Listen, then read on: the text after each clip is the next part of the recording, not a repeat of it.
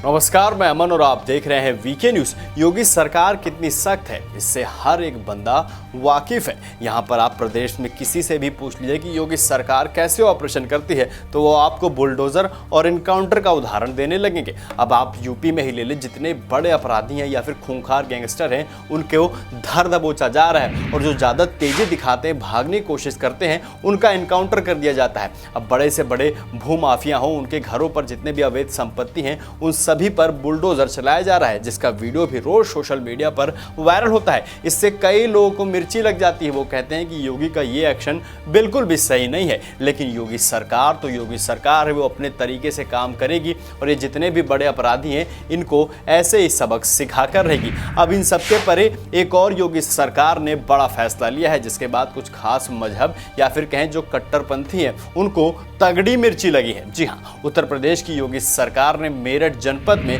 5000 मदरसों को बंद कर दिया है। जानकारी के मुताबिक ये मदरसे मानकों के विपरीत चल रहे थे। ऐसे में अल्पसंख्यक आयोग ने इन्हें बंद कर दिया है। यूपी अल्पसंख्यक आयोग के सदस्य सुरेश जैन ऋतुराज ने प्रेस कॉन्फ्रेंस करके इसकी जानकारी दी। उन्होंने बताया कि यूपी में 5000 मदरसे बंद कर दिए गए हैं। ये मदरसे मानकों के विपरीत चल रहे थे, इसलिए आयोग ने इन्हें बंद कर दिया। सुरेश जैन ऋतुराज ने बताया कि उत्तर प्रदेश के मान्यता प्राप्त मदरसों का पूरा लेखा जोखा पोर्टल में अपलोड करने के बाद भी 5000 मदरसे मानकों के विपरीत चलते पाए गए, जिसकी वजह से उन्हें तत्काल रूप से बंद कर दिया गया है। इन मदरसों को बंद करने से 100 करोड़ रुपए की वार्षिक बचत भी हुई है। अब इन सबके बाद कई लोग ऐसे हैं जो भैया इसका विरोध कर रहे हैं। कई लोगों का कहना है कि ये बिल्कुल योगी सरकार गलत कर रही है।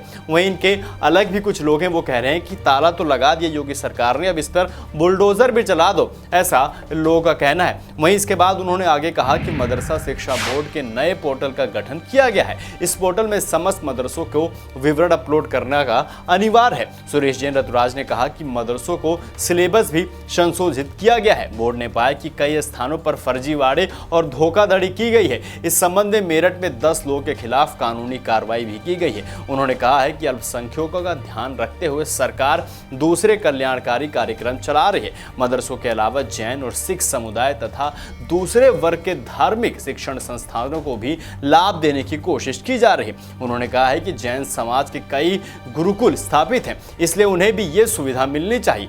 उन्होंने बताया कि बेटी की शादी में पिछले साल 2020-2021 के 7266 लाभार्थियों का अनुदान दिया गया है। वहीं 3 तलाक से पीड़ित महिलाओं को 500 रुपये प्रति महीने पेंशन का भी प्रस्ताव प्रक्रिया में चल रहा है। अब इन सबके बाद भैया कुछ लोग हैं या फिर कहें कुछ खास मजहब के लोग हैं जो योगी के विरोध में उतरने की तैयारी कर रहे हैं। वो कह रहे हैं कि भैया योगी सरकार ऐसे ही करती रहेगी तो हमारा क्या होगा। ये तो हम सबको पता है कि योगी सरकार उन्हीं पर कार्रवाई करती है जो फिर गलत हैं या फिर जो अपराधी हैं। अब आपकी क्या राय इस पूरी खबर को लेकर हमें कमेंट सेक्शन में कमेंट करके जरूर बताइए और ऐसी तमाम बड़ी खबरों को देखने के लिए देखते रहें वीके न्यूज़।